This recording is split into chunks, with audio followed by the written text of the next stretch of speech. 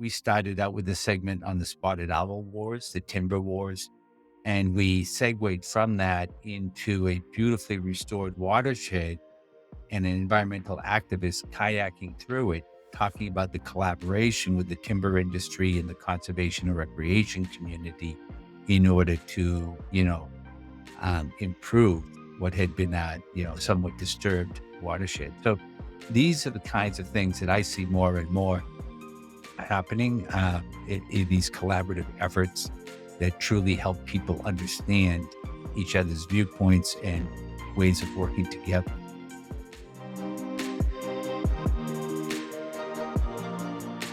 This is the Mass Timber Group Show. I'm Nick. And I'm Brady, and we talk about the green building revolution.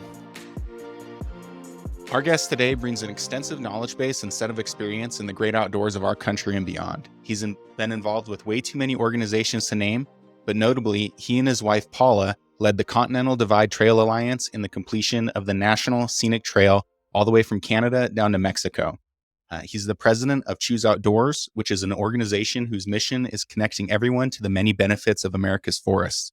Choose Outdoors also partners with the USDA Forest Service to create a year-round program that celebrates the U.S. Capitol Christmas tree and its journey to Washington. And last, but certainly not least, he's the executive producer of America's Forests with Chuck Leavell. So with that, I'd like to welcome Mr. Bruce Ward to today's show. Bruce, thank you for being here. We appreciate your time and look forward to hearing a little bit more about what you have to say on how to build sustainably. So with that, Nick, why don't you ask our guest the first question? Sure thing. Well, we'd like to start off by saying a little bit about who are you? Maybe give us a little bit of your background story, like where were you born and raised? What did your career path look like? What made you be fascinated in forests? Well, Nick and Brady, it's great to be here. Thanks for inviting me to be on your podcast. I really appreciate that. So I grew up just outside of Boston, Massachusetts, and didn't really have a lot of big forests around us, but we did have some little pocket parks, and I spent a lot of time just, experiencing, let's just say, some escape from the environment that I was normally lived in. I had an opportunity to move to Colorado, I guess it was about 40 years ago, and it was there that I truly came to understand and embrace our national forests. That was really the initial focus. And while building the Continental Divide Trail, we had an opportunity to meet with all kinds of people, mining, logging, oil and gas, because they all were stakeholders in the land that the trail would go to. And for us, it was important to work with those folks. And unfortunately, many of them had not had great experiences in working with some environmental and conservation groups. So they've truly embraced our view of working collaboratively to create this national treasure. So that put me on this path of working with the U.S. Forest Service. And my work has really focused in many ways on helping people to understand the importance of our national forests, the work of the U.S. Forest Service, and really how our national forests, our forests affect all of us every day in many ways that most people don't even recognize. So it's been a labor of love and a passion that I've had for a long time. And I'm thrilled to, now have this opportunity to bring the U.S. Capitol Christmas tree to Washington, D.C. It's a very high profile project. We get tens of thousands of people come out to see the tree. We've been on national news with it. We've been on international news with it. And we always try to integrate a message around educating people about our forests and about the Forest Service and about the many uses of wood, especially in the urban areas where so many people are disconnected from our natural resources and their many purposes. And then, I guess it was 8 years ago, I met with Chuck Leavell, who was the keyboardist for the Rolling Stones, the Allman Brothers, Eric Clapton. There's a great documentary out about him right now called Chuck Leavell, the Tree Man. And we've traveled around the country exploring the many challenges and opportunities on our forests. So everything from one of the first cross-laminated timber plants in the United States, to where Fender Guitars gets its wood, to the importance of the tribal involvement with our forests and this tribal experiential knowledge that is different from how many people pursue, forestry, but it's based on hundreds of years of sustainable forestry. So it's been a great run, and we have our 12th and 13 episodes that we'll be filming in Maine in August. So a little bit about my background and where we're at now. Well, you lead a very fascinating and exciting life. I had to look it up, but tell the viewers, how long is the Continental Divide Trail? Like, where does it start and where does it end? And how long did it take maybe for the inception or the beginning until, I guess, the end? I don't even know what the end looked like. Was there a red bow that you cut and, people started running on the trail, or? Well, it's a good question. So in the 1970s, there was a recognition that the Appalachian Trail had a great model for a public-private national scenic trail. And through the National Scenic Trails Act, they decided that the Pacific Crest Trail and the Continental Divide Trail should be looked at from a government standpoint for national designation. And when Paula and I started in 1995 working on the Continental Divide Trail, in most of the lands that it traveled through, it was like a lot of things. There was a study done. There was a great big volume about the possibilities, and it sat on a lot of desks, Forest Service desks primarily, but also the BLM and the Park Service. And like a lot of things, unless you have a real public emphasis on making something happen, there's so many other priorities that these agencies are faced with. So we spent a year looking into the possibility of creating a nonprofit, and we started the Continental Divide Trail Alliance. So over the 15 years, my wife was a landscape architect and was very involved with the placement of the trail and virtually every facet of what we were doing. And the entire trail was not really clearly identified. We actually held an event we called Uniting Along the Divide, where we brought together individual volunteers, government agencies, and corporate supporters, and we divided the trail up into 31 sections and gave everyone a 100-mile section and said, go tell us what you think. Wow. And so we got a lot of input at that point as to where the trail should go, but we also got a lot of buy-in on the possibilities and the importance of it. So once that was done, we had sort of a document that we could bring to Washington and say, this is what we need to do to complete the trail. This is how much money it's going to cost. This is how many miles. And this is the private sector that we will get to leverage it with volunteers and corporate support. And so that got us our first, they called it an earmark at the time. Now they call it targeted funding. I think it's just a nuance, but the effort was for the Forest Service to now say, you've got $750,000. And this came as a direct result of Senator Ben Nighthorse Campbell, who was an early champion of ours, making sure that made it through the appropriations process. He was on the appropriation.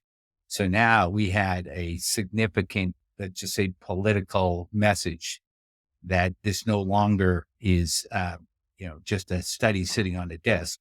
This is something that we want to make happen. And this is the organization that we believe can make it happen. So with that kind of funding, we then brought in, the outdoor industry became very prominent supporters. So Outside Magazine, Backpacker Magazine, JanSport, Red Wing Shoes, Vask, a lot of them saw the value of this and they began to provide political support and, a lot of the marketing support that helped to really bring this to the public attention and awareness. And you might imagine in 3,100 miles, obviously, if it's going through a forest, in some places they had already built, they called it the Continental Divide Trail, but there was no connection to anything else, right? So it's like, how is that a national scene? So now we had to look at the building blocks of putting it together. We had to look at things like private land. We had to look at things like oil and gas and mining. And We worked with a company in southern Wyoming, Anadarko, and they had, it's a checkerboard land ownership there. And they were able to basically work with us to set out that route. And because of the type of terrain, it wasn't like you actually had to build a trail. You were just putting signposts along the way to keep people on track. But it also required some reassurance from them that we wouldn't say, for example, now we want this trail, but we don't want anything built within eyesight of it, because that might be 50 miles on either side.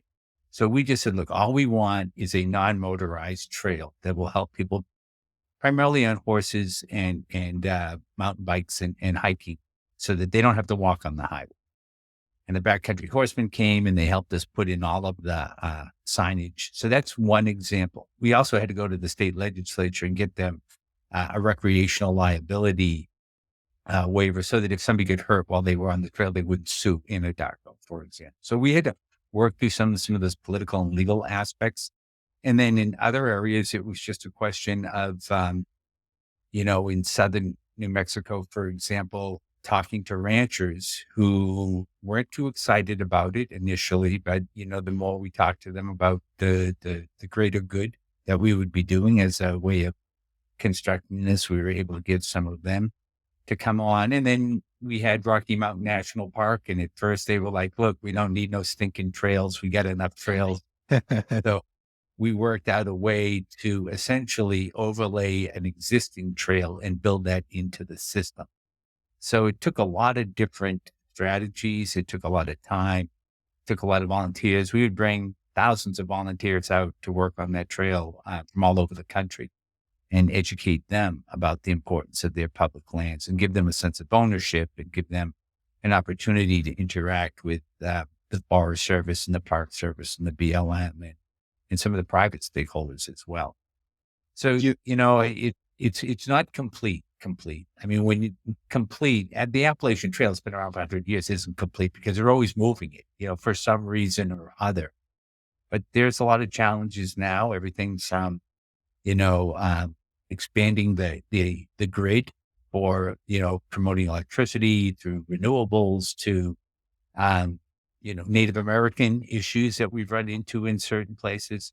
So it's a work in progress, but you can pretty much walk from Canada to Mexico in 6 months.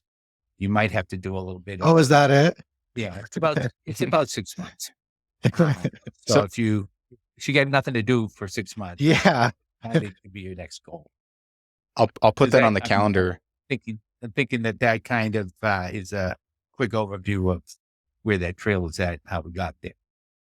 Yeah, thank you. I really appreciate it. It's a pretty incredible accomplishment. And in that story, you had talked a lot about bringing different stakeholders together. You had mentioned private landowners, various different government entities, Forest Service, BLM, and then also like private partnerships. You mentioned several different companies that participated in it. In some of your other work, you've talked a lot about marrying recreation and industry in the forests. Can you tell us a little bit about that and that concept of kind of social license that you talk about? Yeah, a couple of aspects of that. So I think one of the best ways to illustrate it is in one of our episodes of America's Forests with Chuck Leavell, we went to Bend, Oregon.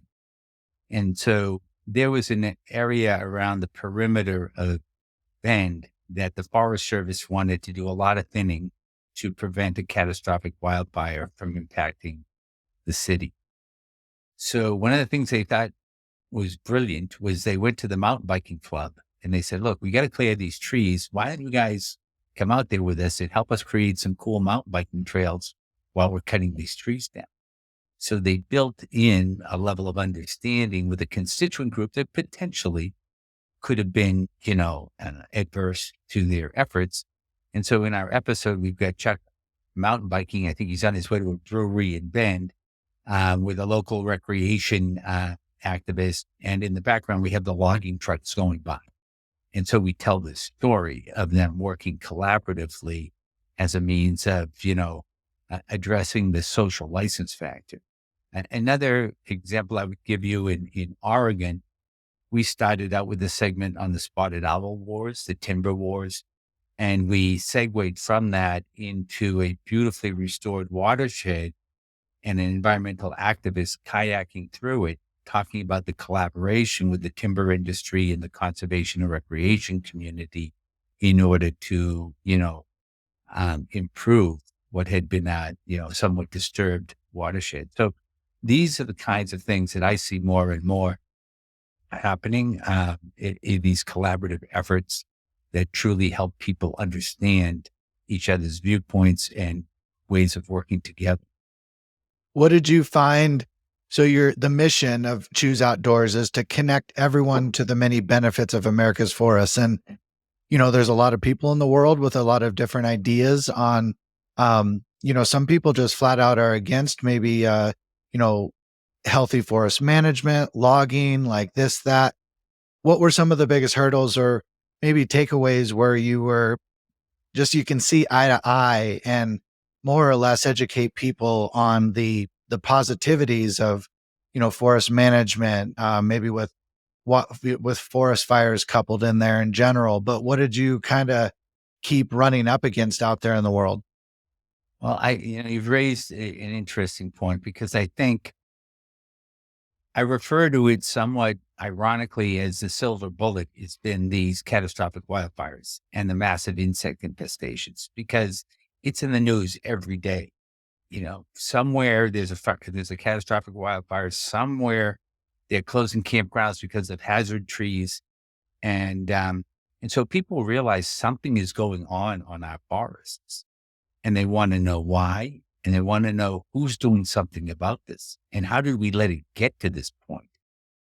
So I refer to the unintended consequences of well-intentioned environmental policies. And I think many people would agree with that a lot of what was done because we thought it was the right thing to do, including the Forest Service putting out every fire as quickly as they possibly can, because there had been major loss of life and loss of communities because of some of these catastrophic wildfires. And now we obviously understand, and the Native Americans understood, that fire is part of the natural ecology. It's what helped to clear a lot of the trees that were detrimental for wildlife habitat or for just, healthy growth. And in Colorado, we have great photos of 100 years ago, pioneers taking their wagons through forests, and those forests now are filled with what we call dog hair. It's just the trees are so close together, you can barely walk through them. Never mind drive drive anything through there, mountain bike even. So these are the things that I think are helping people to recognize that something needs to be done, and that through this collaborative effort of having we work closely with the Nature Conservancy on a lot of our programs, and they do a real good job of helping people to understand, because they go out and they harvest a lot of trees themselves, but they're doing it for wildlife habitat. They're doing it because it's the right thing for the natural environment, because things are not the way they were 100 years ago before it was settled. So having that kind of reinforcement, and I don't want to, in any way, shape, or form, minimize the impact that Chuck Leavell has. Chuck is a keyboardist for the Rolling Stones. He's, worked with Eric Clapton. He's traveled the world, but he is a award-winning conservationist tree farmer. And so he's passionate about this issue, and he's gone to Congress to speak on behalf of policies and funding to be supportive of sustainable forestry. And he's written op-eds for the Wall Street Journal. I mean, this guy has some significant clout when it comes to weighing in on these, because he really understands that balance between conservation and utilization of wood done sustainably is one of the best things we could be doing for the planet. And how did you guys get connected? So when I first started with the Capitol Christmas tree, that was kind of a big deal, and it kind of got out there in the world. And Chuck found me and just said, Bruce, if there's anything I can do to help, just let me know, because I think what you're doing is great. And so I said, well, Chuck, you can come out to Colorado and you could do a couple of fundraisers for me and meet some people and get them excited about it. And that's what he did do. And so we went to Aspen. We had the chief of the Forest Service there. We had the CEO of Aspen there. But it was Chuck that brought them together. And, and then he did the similar sort of thing in Denver, and we just hit it off. And I said, yeah, you'd make a great host for a TV series. He kind of laughed and said, yeah, we'll make it happen, and I'm in. And I was able to find a production company, a great producer, executive producer, and director, Kate Rice, and her company, 42 Degrees North. They had a lot of 30 years of experience in working with PBS and the Discovery Channel and a number of other, educational programs. And she immediately got what we were trying to do. She owned a woodland in Massachusetts. She had produced a series called Trailside, which was an outdoor recreation oriented series about, learning about things you can do in the outdoors. And I knew her from those things. And so Kate and I and Chuck put together a treatment, they call it. And I took it to Washington, and the then Deputy Director of State Private, Steve Marshall, who's very prominent in the cross-laminated timber world to this day, immediately saw the value in what we were doing and made a significant investment in the series. And that kind of kicked us off. And we got Chuck to do a keynote address to the first Mass Timber Conference. And then we showed a premiere of our Oregon episode of the series. And that kind of brought it all together. We had a lot of people who have come to embrace what we're doing and to help fund it and support it in various ways. And we've just become, good friends. He and myself and his wife, Rose Lane, and my wife, Paula, often are at, filming together. And we've spent a week at his place on Charlene down there with them. So we've become good friends. And he's just, one of the most genuine, authentic individuals you'll ever meet. And if you ever see his documentary about his life, Chuck Leavell, Tree Man, it's an award-winning film. It's pretty much available everywhere now. You really get some insights into his passion for his family, for the forest, and for, music. So he's got a lot of unique aspects to who he is that makes him the perfect spokesperson for the series. Yeah, that's incredible. Real quick, have you heard about the wildfires going on right now in Canada, up in Alberta? Yeah, I have been. And I haven't been tracking with him, honestly, because like I said, it feels like every day I'm reading about another wildfire. Yeah, I just looked it up. I heard about it today. You guys know that I sell dimensional softwood lumber, and I was talking to West Fraser. So if people don't know who West Fraser is, they're the number one producer of lumber in the entire world. And their Edson mill is currently closed down at 100% because they're, it's at their back door. And then their High Prairie mill is running a skeleton crew right now. But I just looked it up.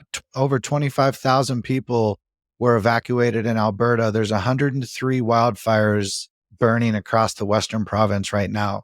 It's a pretty big deal. And so, it's just a huge, it's just devastating. And so, when they're out of control and it's tough to have that conversation sometimes about healthy forest management.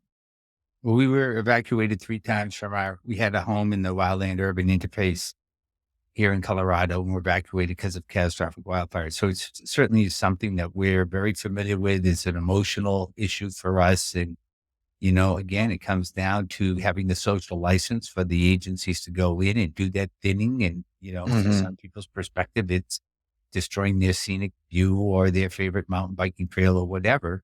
But then you see something like what you're seeing happen, but it's happening every day, everywhere around the world, actually. So it's a huge problem. And I think it's just important that we all do what we can to reinforce the importance of addressing it in the ways that, only these agencies know how to do. Yeah. And one of the reasons that, we wanted to have these types of conversations with individuals like yourselves is to kind of show what can be done with our forests. We're a little biased. We like to talk about mass timber a lot, but we actually had a brief conversation with Steve Marshall, the gentleman you mentioned before, and he'll be coming on later. But the Forest Service and private timberland company owners both are on the same page that, nobody wants a forest fire raging out of control, burning everything to the ground. But at the same time, like you mentioned before, you can't have a zero tolerance policy without some sort of alternative intervention. And with those thick forests, a lot of people say, well, if you're going to cut down a tree, what are you going to do with it? And so there's kind of a whole burgeoning industry, or industries, I should say, kind of focused on that effort. Everything from bioproducts coming out used in building insulation, for mass timber used in building construction, for fuel sources, all of that kind of stuff. In your series with Chuck, what were some of the things that you saw that were kind of addressing that issue? Yeah, it's a good question. And since you mentioned it, we're wrapping up our first season, and our next national series is going to be, it's going to evolve. And specifically to your point, we're looking at 6 1-hour episodes with a theme based to them. So climate change would be an example. Tribal forestry would be one. But innovative forest products is another. Because you're right, if we're going to utilize this wood, there obviously has to be some way of monetizing that. So cross-laminated timber was the very first thing that was brought to our attention. And for me, seeing a TED Talk by Michael Green, and Michael Green spoke pretty eloquently about the benefits to the planet of building with wood as opposed to steel or concrete. But in all of the succeeding episodes, we've looked at innovative things that are happening. Where in Maine, for example, we're working with a company called Timber HP, and they're creating an insulation to replace fiberglass insulation, which has been utilized in Europe for some time. And what they're doing is they're taking an existing paper and pulp mill and retrofitting it. So an industry that had pretty much disappeared, and all of the jobs and all of the basis for the local economy went away.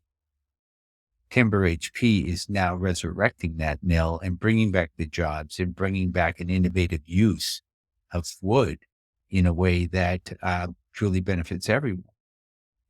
That's one example. I guess another example that I might speak to is the utilization of wood in beetle kill wood. So beetle kill wood, right? Millions of acres devastated. And there was a lot of question, well, what are you going to do with it?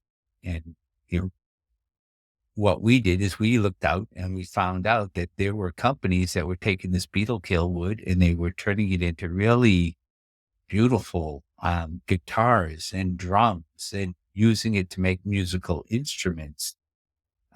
We also worked here in Colorado to get people to not only accept beetle kill wood for use, but to appreciate the beauty of beetle kill wood, the blue stain that goes into it. So it was everything from furniture to skis to 2x4s that were being utilized in a way that people saw as being beneficial to the environment and not something that was degrading it. When the developer we worked with in Colorado initiated, we sold him on the idea. He went out and got the beetle kill wood.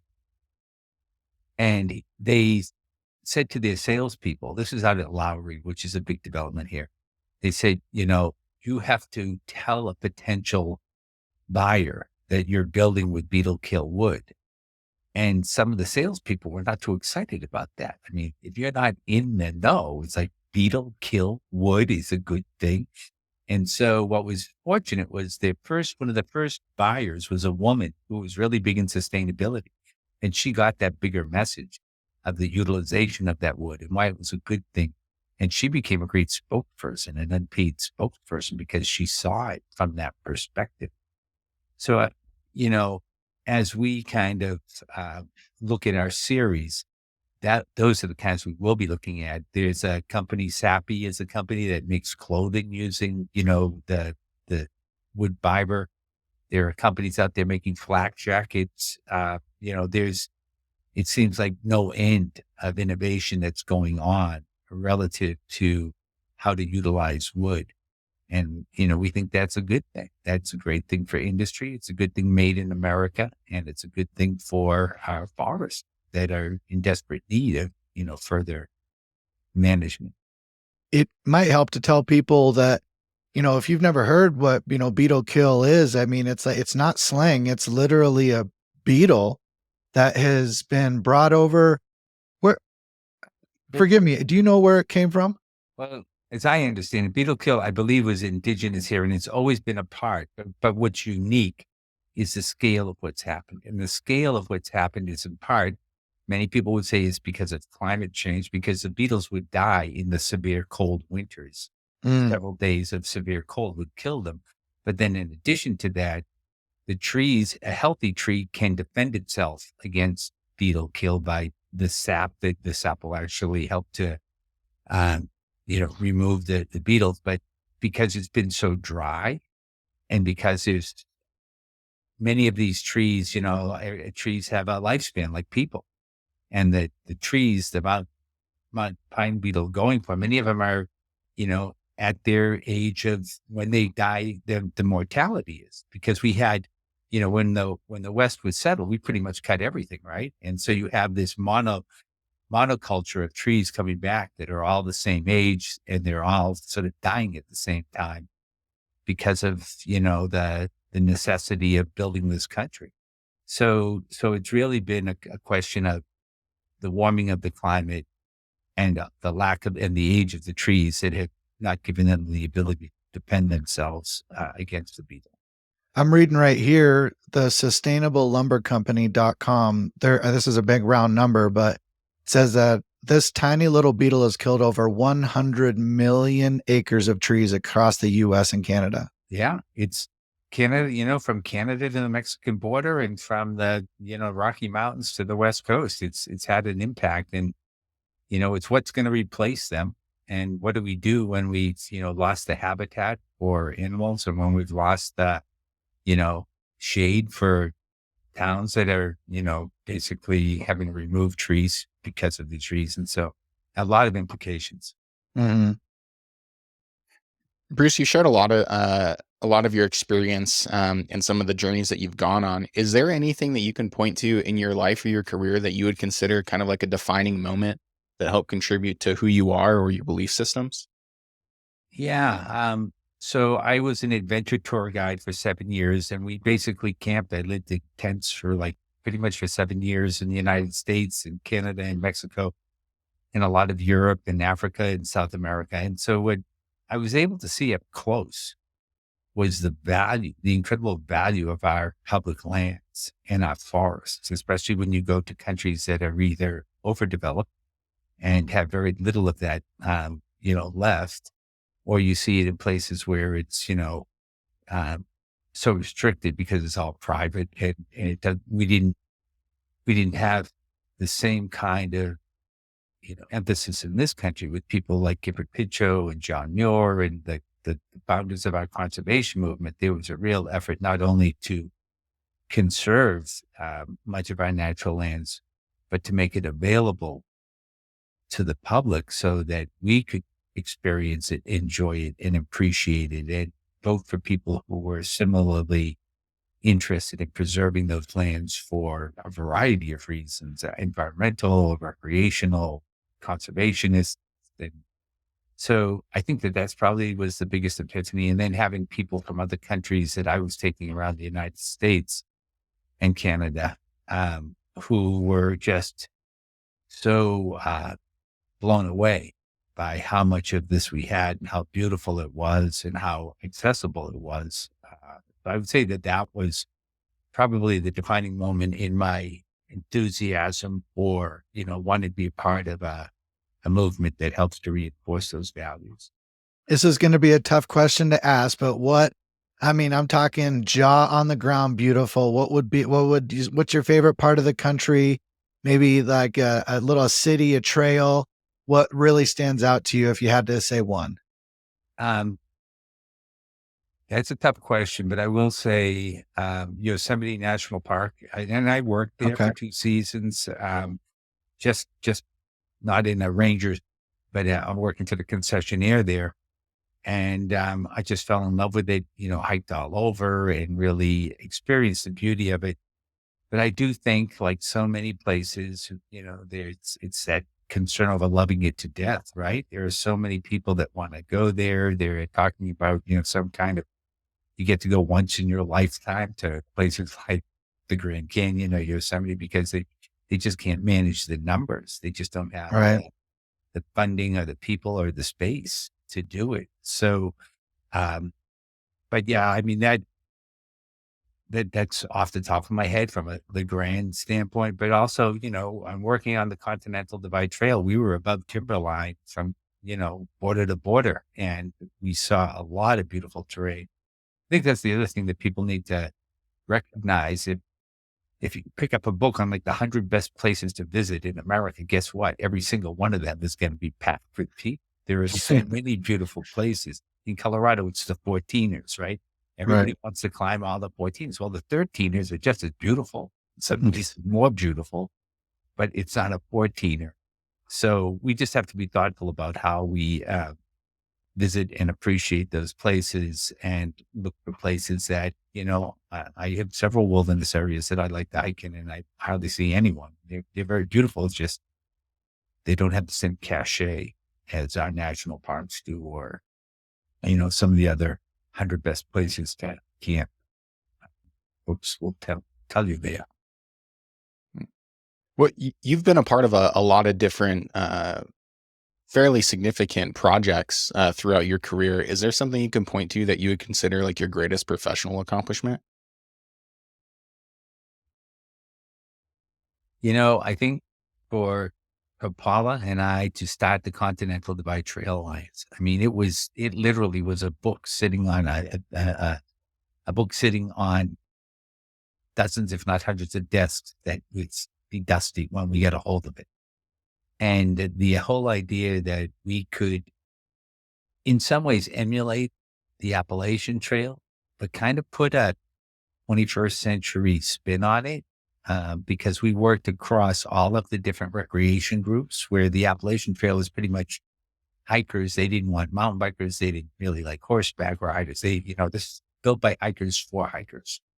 And Hmm. we said, you know what, in order for us to be successful, we really need to reach across those recreational interests and get everybody on board. And Choose Outdoors was formed in part looking for initiatives that would bring us together so that, when I'd go to Washington to fight for funds when I was with the American Hiking Society, behind me was the mountain biker and behind that person was the backcountry horse and behind that was a motorized.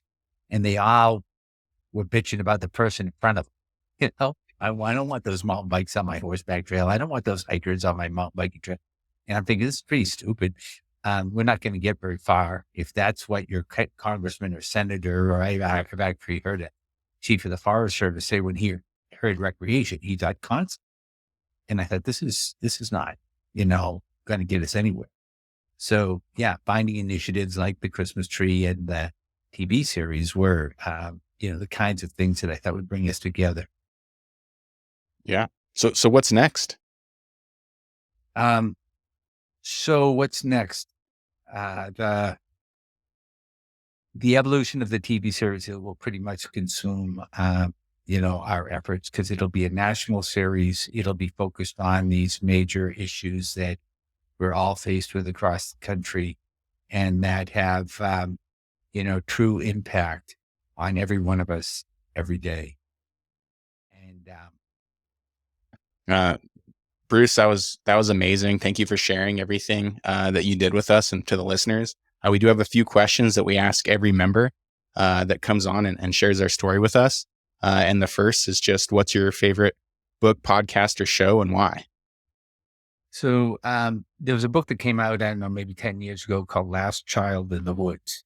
And it was a really well done look at why we have the problems that we do in society, the problems that we have with, getting youth more involved in the outdoors and conservation efforts and whatnot. So I think that was really, a seminal work that really got me thinking about, like Native Americans, we need to be thinking about several generations after us, and, who will carry those conservation banners, and who will carry, the passion for the outdoors, if we're not out there actively bringing that in. So, last child in the woods. Perfect. And it sounds like Chuck Leavell is a big inspiration for the industry. Is there anybody else who inspires you in your industry? That's a good question. There's, in the outdoor recreation world, there's someone who I've become friends with. His name is Luis Benitez. And Luis was a champion for this creating of outdoor recreation industry councils around the country. So it was an ability to get states to begin to focus on recreation as a very specific, important aspect. He went on to become like vice president of global affairs for the North Face.